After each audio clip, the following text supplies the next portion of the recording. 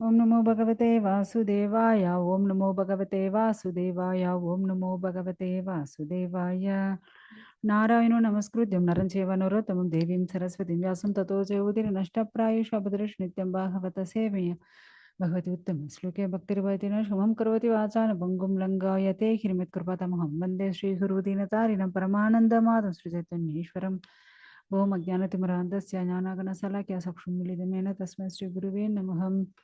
नमो विष्णुपदाय कृष्णप्रसाय उत्तर श्रीमती जयपताक स्वामी नमो सर्वतमनवरतमत नगर ग्रामधारी नमो विष्णुपदाय कृष्णप्रसाय श्रीमती भक्तिवेदांत स्वामी नामने नमस्ते सरस्वती देवी गौरवाणु प्रचार निर्विशेष शून्यवादी भाषाति देशधारण जय श्री कृष्ण चैतन्य प्रभु नित्यानंद श्री अद्वैत गदाधर श्रीवासादि गौर भक्तवृंद हरे कृष्ण कृष्ण कृष्ण हरे हरे हरे राम राम राम हरे हरे हरे कृष्ण श्रीमद् भागवतम 10வது ஸ்கந்தம் 9வது அத்தியாயம். தாய் யசோதா ஸ்ரீ கிருஷ்ணரை வந்து கட்டி போடுறது. ஸோ எதுக்காக கிருஷ்ணரை போய் கட்டி போடுறாங்க இல்லையா? ஏன்னா ரொம்ப அழகான சமத்து குழந்தை கிருஷ்ணர். ஸோ அந்த கிருஷ்ணரை போய் கட்டி போட்டுட்டாங்க. ஏன் கட்டி போட்டு இருப்பாங்க இல்லையா? ஸோ இங்க வந்து கிருஷ்ணர் என்ன பண்ணிட்டு இருக்காரு, தூங்கி எழுந்திருச்சார். அம்மா அழகா வெண்ணெய் எடுத்துட்டு இருந்தாங்க, ஃப்ரெஷ்ஷா வெண்ணெய் எடுத்துட்டு இருந்தாங்க. ஸோ அம்மா கிட்ட போய் குழந்தை என்ன பண்றான், அவங்களுடைய கன்னத்தை பிடிச்சிண்டு அம்மான்னுட்டு ரொம்ப அன்போட கூப்பிட்டு, அம்மா ஓகே குழந்தை பசியோட எழுந்திரிச்சிருக்கானேன்னு அம்மா பால் கொடுத்துட்டு இருக்காங்க. அப்படி குழந்தை இன்னும் ஃபுல்லா பால் குடிக்கல. பால் குடிச்சிட்டு இருக்கும்போதே பால் குடிச்சிட்டு இருக்கிற குழந்தைய டக்குன்னு எடுத்து அப்படி உட்கார வச்சுட்டு அந்த அம்மா எழுந்து கிச்சனுக்கு போயாச்சு. ஓகேங்களா? ஏன்னா அவங்களது அரண்மனை ரொம்ப பெருசு. அப்படி கிச்சனுக்கு போனதுக்கு அப்புறம் இப்ப குழந்தை அழுவானா இல்லையா சொல்லுங்க? கிருஷ்ணர் பாவம் இல்ல, பால் குடிக்கிற குழந்தைய பிடிங்க அப்படி தூரமா உட்கார வச்சுட்டா குழந்தை பசிக்கு அழுதுட்டு இருக்கான். ஸோ அம்மா போயாச்சு, ஏன்னா அங்க அடுப்புல பால் இருக்கு, அதை இறக்கி வைக்கிறதுக்கு போயாச்சு. ஸோ அப்படி பால் இறக்கி வச்சுட்டு வர்றதுக்குள்ள கிருஷ்ணா இங்க என்ன பண்ணி வச்சிருக்காரு, ஏன்னா அந்த காலத்துல பானைகள்ல தான் எல்லாத்தையுமே ஸ்டோர் பண்ணி வைப்பாங்க. பெரிய பானை, அதுக்கு மேல ஒரு சின்ன பானை, அதுக்கு மேல ஒரு சின்ன பானை, அதுக்கு மேல ஒரு குட்டி பானை, இப்படிதான் இருக்கும் இல்லையா? ஸோ அப்படி அவங்க வந்து என்ன பண்ணியிருக்காங்க, பால், தயிர், வெண்ணெய், நெய் அப்படின்ட்டு எல்லாத்தையும் ஸ்டோர் பண்ணி வச்சிருக்காங்க. கிருஷ்ணா என்ன பண்றாரு, ஒரு கல் எடுத்துட்டார். கோபம் வந்துச்சு பாருங்க, கோபம் எல்லாத்தையும் உடைச்சு தள்ளிட்டார். உடைச்சு தள்ளிட்டு அம்மா இப்ப ஃப்ரெஷ்ஷா வெண்ணெய் எடுத்துட்டு இருந்தாங்க இல்லையா, ஸோ அதை எடுத்துட்டு அப்படியே பின்பக்கமா, ஏன்னா அவங்களுடைய தோட்டம் வந்து ரொம்ப பெருசு. ஸோ அந்த தோட்டத்துக்கு அவர் வந்து ஓடி வந்தாச்சு. வந்துட்டு அங்க கிருஷ்ணருடைய நண்பர்கள் யாரு அப்படின்னா குரங்குகள். ஸோ அந்த குரங்குகளுக்கெல்லாம் அந்த வெண்ணெயை வந்து கொடுக்குறாரு. பாருங்க எப்படி ஒரு ஆஹ், மர மரத்தினுடைய அந்த என்னது உரல், ஸோ அதன் மேல எப்படி உட்காந்துட்டு எல்லாத்துக்கும் வெண்ணெயை கொடுத்துட்டு இருக்காரு பாருங்க. ஏன்னா அது ஃப்ரெஷ் வெண்ணெய் இப்பதான் எடுத்தது இல்லையா, அவ்வளோ டேஸ்டா இருக்கும். அந்த குரங்குகள்லாம் எவ்வளவு சாப்பிடும், கொஞ்சம் தான் சாப்பிடும் இல்லையா? ஸோ அந்த வெண்ணெய் எல்லாம் கொஞ்சம் கொஞ்சம் சாப்பிட்டு ஒன்னோட ஒண்ணு மேல வந்து அடிச்சுட்டு இருக்கு குரங்குங்க. ஸோ யசோதா அந்த இடத்துக்கு வராங்க, வந்து பாக்குறாங்க. ஏன்னா கிருஷ்ணா ஆல்ரெடி எல்லாத்தையும் உடைச்சிட்டு வந்தார் இல்லையா, அந்த இடத்துல கிருஷ்ணர் எல்லாத்தையும் மெரிச்சுட்டு இப்படி வந்திருப்பார். ஏன்னா அந்த ரூம் ஃபுல்லா பால், தயிர், வெண்ணெய், நெய்ன்னு செதறி கிடக்கும். ஸோ அவர் பாதம் எப்படி போயிருக்குன்னு அதை பார்த்துட்டு அந்த அம்மா பின்பக்கம் வந்தாச்சு. வந்து பார்த்தா எல்லா வெண்ணையும் நெய் இத என்னது குரங்குகளுக்கெல்லாம் கொடுத்துருக்கு. அந்த குரங்கெல்லாம் சாப்பிட்டுட்டு ஒன்னோட ஒண்ணு அடிச்சுட்டு இருக்கு. அப்படியே குரங்குகள் மேலெல்லாம் வெண்ணெய், அங்க மரம், கிளைகள் எல்லா இடத்துலயும் வெண்ணெயை தூக்கி போட்டு வச்சிருக்காங்க குரங்குங்க. ஸோ யசோதா பாக்குறாங்க, என்ன, ஏன்னா வெண்ணெய் எடுக்கிறது அவ்வளவு சுலபம் கிடையாது இல்லையா? ஸோ அவ்வளோ கஷ்டப்பட்டு எடுத்த வெண்ணெய இப்படி குரங்குகளுக்கு கொடுத்து அதுங்கெல்லாம் சேர்ந்து இப்படி பாழ் பண்ணி வச்சிருக்கே அப்படின்னுட்டு யசோதாவுக்கு அவ்வளவு கோபம் வந்துடுச்சு. அப்படியே முறைச்சிட்டு அப்படியே பாக்குறாங்க. கிருஷ்ணா சொல்றார், நீ செஞ்ச வெண்ணெய் என் குரங்க கூட சாப்பிட மாட்டேங்குது, நான் எப்படி சாப்பிட்டது அப்படின்னு கேட்டா அம்மாவுக்கு கோபம் வருமா வராதா? கண்டிப்பா வரும் இல்லையா? நீ விட்டேனா பாரு உன்ன அப்படின்னுட்டு ஓடி வராங்க யசோதா. பாருங்க, கிருஷ்ணா முன்னாடி ஓட ஓட பின்னாடி யசோதா துரத்திட்டு வந்துட்டு இருக்காங்க. ஏன்னா வாயும் கொஞ்சம் அதிகமா தான் இருக்கு கிருஷ்ணருக்கு. என்ன பண்றது? பாக்குறதா குழந்தை. ஆனா அது பேசுற பேச்ச பாருங்க. அம்மாவுக்கே கோவம் வந்துடுச்சு. ஸோ ஒரு கொம்ப எடுத்துட்டு அந்த அம்மா வந்து துரத்தி ஓடி வந்துட்டு இருக்காங்க. ஏன்னா அவங்களுடைய தோட்டம் ஒரு 5 ஏக்கருக்கு அவ்வளோ பெரிய தோட்டம். நிறைய மரங்கள் எல்லாம் இருக்கு. அப்படியாப்பட்ட தோட்டத்துல கிருஷ்ணா ஓடுறாரு. பின்னாடி இந்த அம்மா ஓடி ஓடி போயிட்டு இருக்காங்க. அவ்வளோ பெரிய இடத்த கிருஷ்ணா ஒரு 3, 4 ரவுண்ட் அடிச்சாச்சு சுத்திட்டு. பின்னாடி இந்த அம்மா விடவே கூடாது. இவனுக்கு என்ன அடிக்கணும் அப்படின்னுட்டு பின்னாடி ஓடி வந்துட்டு இருக்காங்க. கிருஷ்ணா மெல்லமா திரும்பி பார்க்கறாங்க. ஏன்னா யசோதா தலையில வந்து மல்லிப்பூ எல்லாம் வச்சிருந்தாங்க இல்லையா? அந்த மல்லிப்பூ எல்லாம் செதறி போயிருக்கு. எல்லாம் கீழே விழுந்து போயிருக்கு. ஏன்னா அவங்களே கொஞ்சம் குண்டா தான் இருப்பாங்க. ஓகேங்களா? ஸோ அந்த குண்டா இருக்கிறதுனால ஓடி வரும்போது அவங்களுக்கு அப்படியே மேல் மூச்சு கீழ் மூச்சு வாங்குது. ஆனாலும் விடக்கூடாது. இந்த கிருஷ்ணனை பனிஷ்மெண்ட் பண்ணணும் அப்படின்னுட்டு அவங்க ஓடி ஓடி வந்துட்டு இருக்காங்க. அப்படி ஓடி ஓடி வந்துட்டு இருக்கும்போது, ஏன்னா யோகிகள், ம், பக்தர்கள், ஞானிகள் எல்லாம் அவ்வளவு தவங்கள், விரதங்கள் எல்லாத்தையும் செஞ்சுட்டு இருக்கா. தியானங்கள் பண்ணிட்டு இருக்காங்க. யாருக்காக? இந்த பகவான பார்க்கணும்னுட்டு. அப்படியாப்பட்ட பகவானு இப்படி துரத்தி துரத்தி அடிச்சுட்டு இருக்காங்க இந்த அம்மா. ம். என்ன பண்றது பாருங்க. ஸோ கிருஷ்ணா மெல்லமா திரும்பி பார்க்குறா. அம்மா கஷ்டப்பட்டு ஓடி வந்துட்டு இருக்காங்க. அம்மா ஓடி வர்றத பார்க்கும்போது கிருஷ்ணருக்கு அப்படியே சிரிப்பு சிரிப்பா இருக்கு. என்னடா இப்படி ஓடி வந்துட்டு இருக்காங்க அப்படின்னுட்டு, அப்படியே கிருஷ்ணா வந்து சிரிச்சுட்டு முன்னாடி ஓடிட்டு இருக்காரு. ஆனாலும் அவருக்கு மனசே கேட்கல. ச்சே! நம்ம அம்மா தானே! இல்லையா?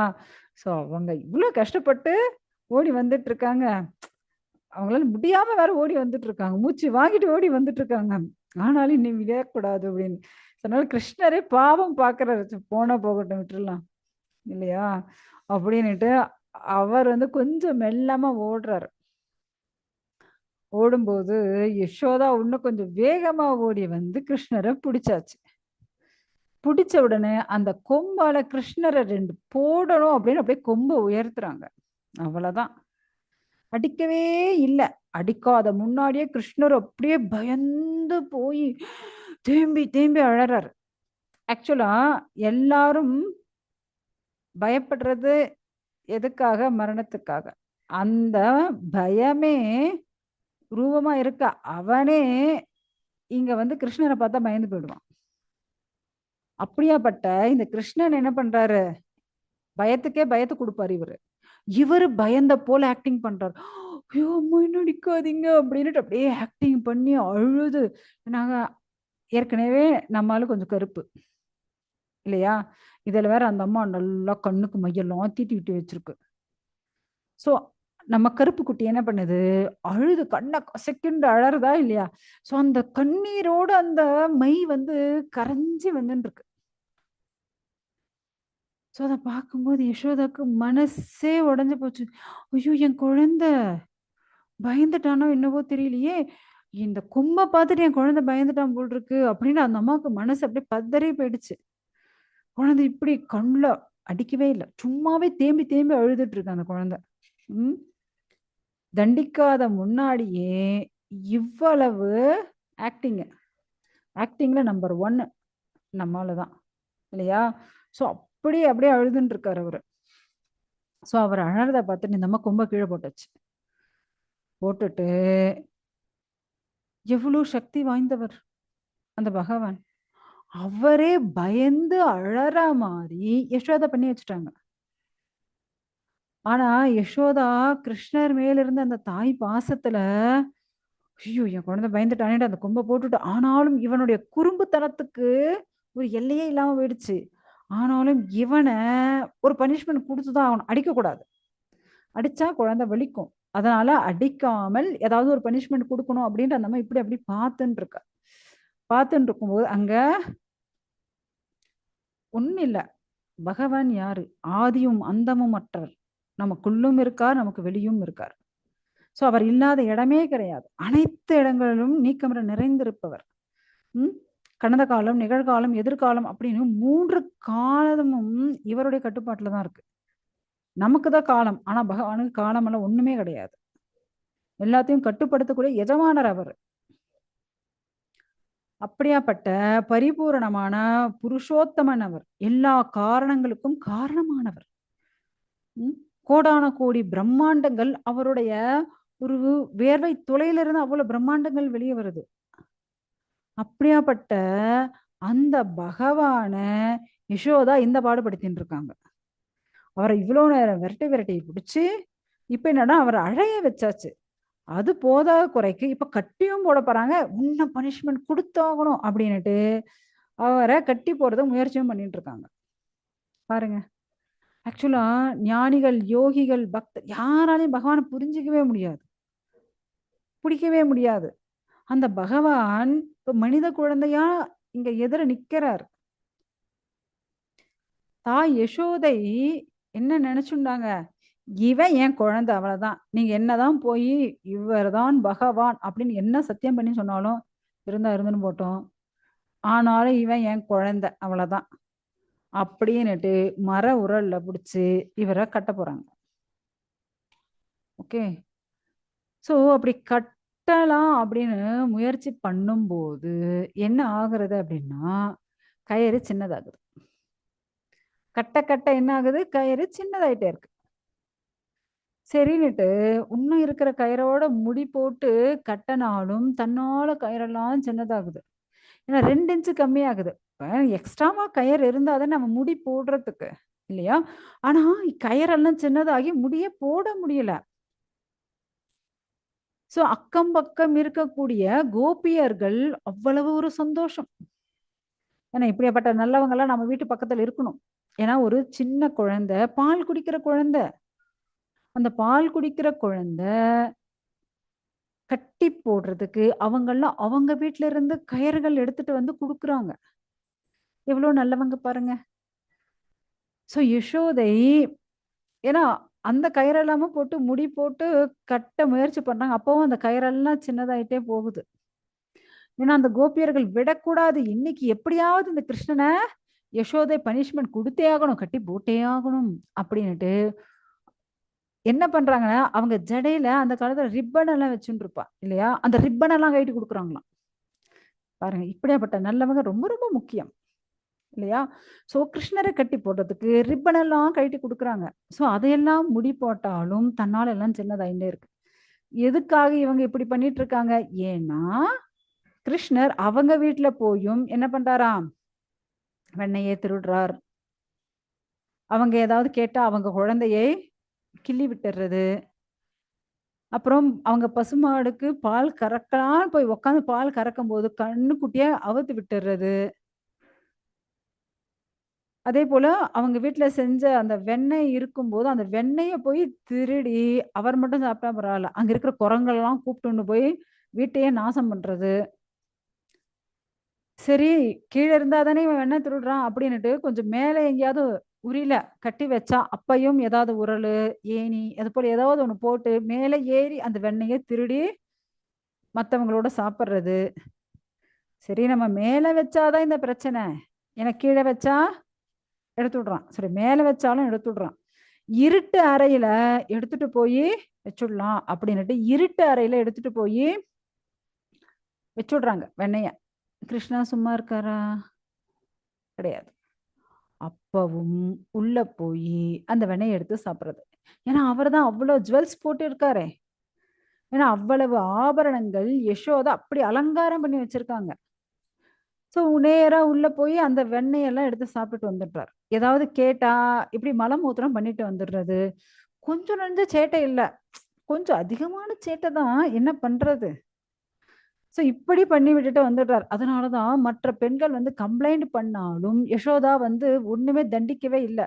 அவங்களுக்கெல்லாம் ரொம்ப கோவமா இருந்துச்சு. என்னடா இது, நமக்கு எவ்வளவு சொன்னாலும் யசோதா தண்டிக்கவே மாட்டேங்கிறாங்க அப்படின்ட்டு அவங்களுக்கெல்லாம் ரொம்ப மன வருத்தம் இருந்துச்சு.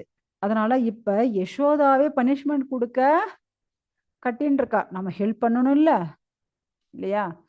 அது குழந்தையா இருந்தா என்ன, என்னவா இருந்தா என்ன, பனிஷ்மெண்ட் கொடுத்தே ஆகணும். அந்த பனிஷ்மெண்ட்டுக்கு நாம ஹெல்ப் பண்ணியே ஆகணும் அப்படின்னுட்டு எல்லாரும் அவங்க வீட்டுல இருந்த கயிறெல்லாம் கொடுத்து அவங்க தலையில இருந்த ரிப்பன் எல்லாம் கழட்டி கொடுத்து என்ன பண்ணாலும் கட்டவே முடியல. அதுதான் எங்க பிரச்சனை. ஸோ யசோதா ஏன்னா இவ்வளோ நேரம் ஓடி ஓடி அந்த அம்மா ஆல்ரெடி டயர்ட் ஆயாச்சு இல்லையா? இப்ப கட்டி கட்டி பார்க்குறாங்க. கட்டவே முடிய மாட்டேங்குது. ஏன்னா 2 இன்ச் கம்மியாயிட்டே இருக்கு. என்ன பண்ண முடியும்? எவ்வளோ கயிறு போட்டு கட்டினாலும் கட்ட முடியல. யசோதா ரொம்ப டயர்ட் ஆயிட்டாங்க. உடனே, ஐயோ! நாராயணா எப்படியாவது இந்த குழந்தைய இப்ப நான் கட்டி போடணும். பாருங்க. அப்படின்னுட்டு பகவான்கிட்டயே பிரார்த்தனை பண்றாங்க. கிருஷ்ணர் பார்க்குறாரு. இது என்ன கொடுமை? என்ன கட்டி போடுறதுக்கு என்கிட்டயே பிரார்த்தனை பண்ணிட்டு இருக்காங்க. ஆ? ஸோ கிருஷ்ணா பார்க்கறாரு. வேற என்ன பண்ண முடியும்? இப்படி உடம்பெல்லாம் வேர்த்து, கூந்தலெல்லாம் கழண்டு, பூவெல்லாம் விழுந்து, அம்மாவே களைச்சு போயி, இப்ப அ பகவான்கிட்டயே பிரார்த்தனை பண்ணிட்டு இருக்காங்க. சரி வேற என்ன பண்றது? அப்படின்னுட்டு பகவானும் என்ன பண்றாராம், அப்படியே ஒரு ஸ்மைல் பண்றாரு. அப்படி சிரிச்ச உடனே ஆக்சுவலா சுகதேவர் வந்து பரீட்சித்துக்கு சொல்லிட்டு இருக்காரு, சிவபெருமான் ஆகட்டும், பிரம்மா ஆகட்டும், இந்திரன் ஆகட்டும், தேவர்கள் ஆகட்டும், எல்லாரையும் கட்டுப்படுத்தக்கூடியவர் யாருன்னா கிருஷ்ணர். அப்படி எல்லாரையும் கட்டுப்படுத்தக்கூடிய அந்த கிருஷ்ணனை யார் கட்டி போடுறது? இப்ப யசோதா கட்டி போட்டுட்டு இருக்காங்க. இப்ப கயறு கொஞ்சம் பெருசாச்சு. யசோதா விடுவாங்களா என்ன? அவ்வளவுதான். கட்டி போட ஆரம்பிச்சாச்சு. சோ அனைவருக்கும் முக்தியை தரக்கூடியவர். அப்படியாப்பட்ட அந்த கிருஷ்ணனை கட்டி போட்டுட்டு இருக்காங்க. சோ தாய் யசோதை எவ்வளவு ஒரு அனுக்கிரகம் இருக்கும் பாருங்க, பகவானுடைய அனுக்கிரகம். ஏன்னா யாராலையும் இவரை கட்ட முடியாது. மத்தவங்களே இவருக்கு கட்டுப்பட்டவங்க தான். பிரம்மால இருந்து, சிவன்ல இருந்து, இந்திரன்ல இருந்து, அனைத்து தேவர்கள் இருந்து எல்லாரும் இவருக்கு கட்டுப்பட்டவங்க. ஏன் அந்த லக்ஷ்மி தேவி கூட இவருக்கு கட்டுப்பட்டவங்க தான். சோ யாருக்குமே இந்த பாக்கியம் கிடைக்கலையே. இவங்கெல்லாம் சிறந்த பக்தர்கள், பகவானுடைய சேவகர்கள். ஆனா அவங்களுக்கே அந்த பாக்கியம் கிடைக்கல இல்லையா? அப்படி இருக்கும்போது இங்க யசோதை எவ்வளவு சுலபமாக கிருஷ்ணனை கட்டி போட்டாச்சு பாருங்க. சோ எல்லாரும் ஆச்சரியப்படுறாங்க. தேவர்கள்லாம் அப்படி ஆச்சரியப்பட்டு இருக்கா. என்ன விரதம் செய்தாலோ தெரியவில்லையே. ம் இப்படி அந்த பெருமாளையே கட்டி போட்டாச்சே. யாருக்கு இது சுலபமா நடக்கும்? யாராலும் முடியாது. அப்படி இருக்கும்போது இப்படி சுலபமாக கட்டி போட்டுட்டாங்க. சோ இப்படி கட்டி போட்டுட்டு யசோதா உள்ள போறாங்க. காரணம் என்ன? ஏன்னா அவ்வளவு எல்லாத்தையும் உடைச்சு, அ அத்தனை பானைகள உடைச்சு, அந்த ரூமையே என்ன பண்ணி வச்சிருக்காரு அவரு? நாசம் பண்ணி வச்சிருக்காரு. சோ இப்ப அதெல்லாம் கிளீன் பண்ணணுமா இல்லையா? அதனால யசோதா என்ன பண்ணியாச்சு? இப்ப இந்த உரல்ல கட்டி போட்டுட்டு போயிட்டாங்க. சோ அங்க மருத மரங்களாக குபேரனுடைய மகன்கள் இருக்காங்க. கிருஷ்ணர் பார்த்தாரு. சோ குபேரன் பெரிய பணக்காரன். செல்வத்தின் அதிபதி. சோ அவங்களுடைய பசங்க நலகுபேரா, மணிகிரீவா அவங்களுடைய பசங்களுக்கு இப்ப பகவான் முக்தி கொடுக்கணும். சோ அப்படியாப்பட்ட அவங்களுக்காக பகவான் என்ன பண்றாரு? அந்த உரலை எடுத்துட்டே அப்படியே மெல்லமா போறாரு. இப்ப அவங்களுடைய சாபத்தை விளக்கணும். ஏன்னா அவங்களுக்கு சாபம் கொடுத்தது யாரு? நாரதர். சோ இதோட நமக்கு வந்து இந்த 9வது அத்தியாயம் முடியுது. அடுத்தது நமக்கு 10வது அத்தியாயம். ஓகேங்களா? சோ இப்படி பகவான் என்ன பண்றாரு? தன்னுடைய லீலைகளை அவ்வளவு அற்புதமாக செஞ்சுட்டு இருக்காரு. இத கேட்க கேட்க அப்படி ஒரு ஆனந்தம், பரவசம் வருதா இல்லையா?